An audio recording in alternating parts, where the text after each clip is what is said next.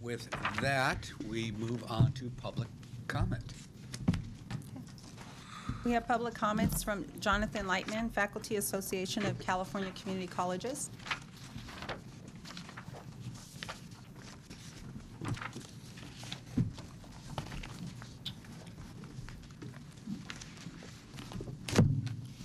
Thank you, President Hammelstein, Chancellor Scott, and members.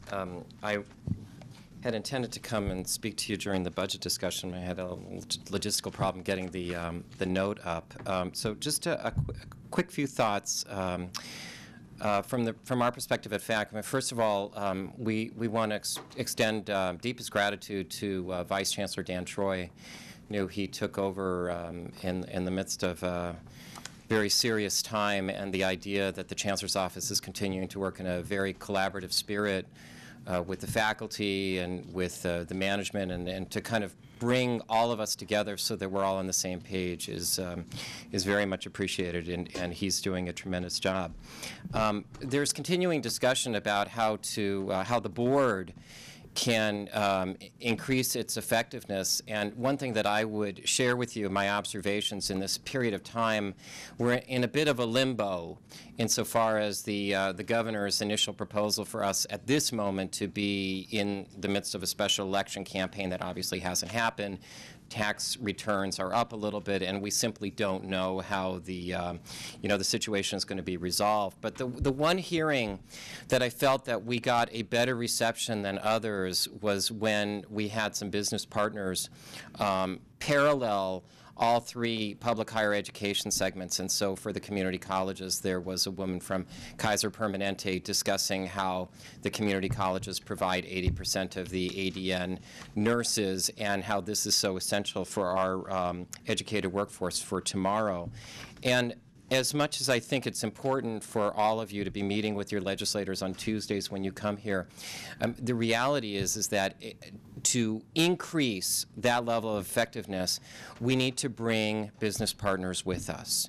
And to the extent that all of you come to this board with connections in business and industry, the idea that businesses only need tax breaks in order to emerge from this recession is completely nonsense. And we know that corporate profits are through the roof, but hiring is not. And we also know that businesses cannot continue to thrive without a skilled workforce, and that community colleges are the engine for that. And this was the one message, incidentally, that resonated with both Democrats and Republicans. And so to the extent that you can provide some leadership and you make the message to be a bipartisan message, that one that resonates with both parties. The other area in which you could also provide some leadership is an area which I think at this moment our system is not doing a good job, and that is on the blogosphere, meaning there are articles all the time about what's happening with education, what's happening with workforce development, what's happening with the economy, and we've been trying within the faculty to get the faculty to make it as a matter of course that when they see an article, they need to respond and say that this is our perspective on what the article said.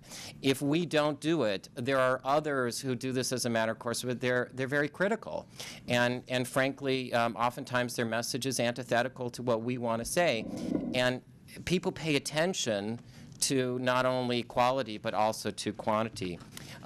Just on an unrelated note, we too are disappointed that Member McDonald is not being reappointed, but we are happy to be working with Member Baca and with Vice Chancellor Michalowski and Dean Jeff Spano on the idea of a Veterans Conference in the fall, and we're appreciative for that partnership. Thank you.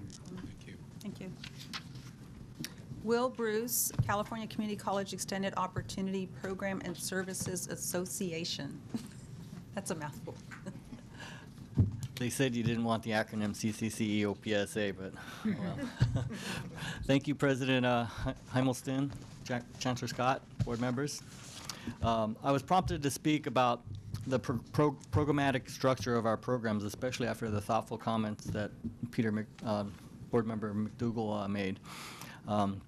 In these challenging budgetary times, community colleges offer an opportunity to the most vulnerable populations of society to contribute to the economy by receiving an education that will lead to employment and self-sufficiency. The support programs on many of our campuses have been cut, in some instances up to 50%, and we can't afford additional cuts. You may be hearing talks about increased flexibility for the categorical programs, even targeting the most vulnerable students in EOPS and DSPNS. These budgetary savings are small in scope at the cost of diminishing the cost of the EOPS director's ability to support our programs and our students. It is my hope the board would not confuse flexibility as a cost-saving measure, only that the flexibility to the programs that serve the most vulnerable students could and would eliminate the intent, the true intent of the programs like EOPS that offer the only hope to success these students have.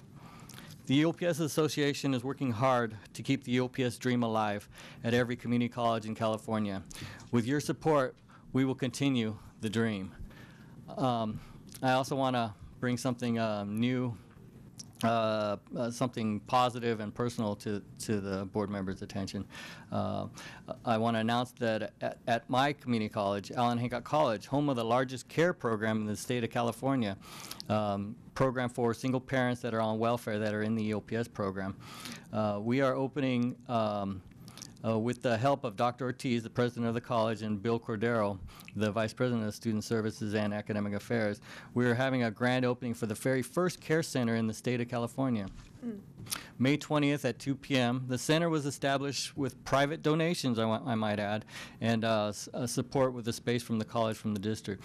No state funds were used for the opening of the center. And it's a place for single parents in the program can come and eat lunch if they want to, bring their children. We have furniture that was donated, that were little couches and little tables and puzzles, so the parent could come see the counselor and the care coordinator and bring their kids in tow. You know, I too was a care student, so I know how important it is to have those things, because it's such a barrier that we single parents had or have with kids, and so many more barriers that we have to overcome to get an education. So with your support, and I hope you guys I hope you hear positive things about the center, and know that no state program funds were used for the center. So thank you. Okay, any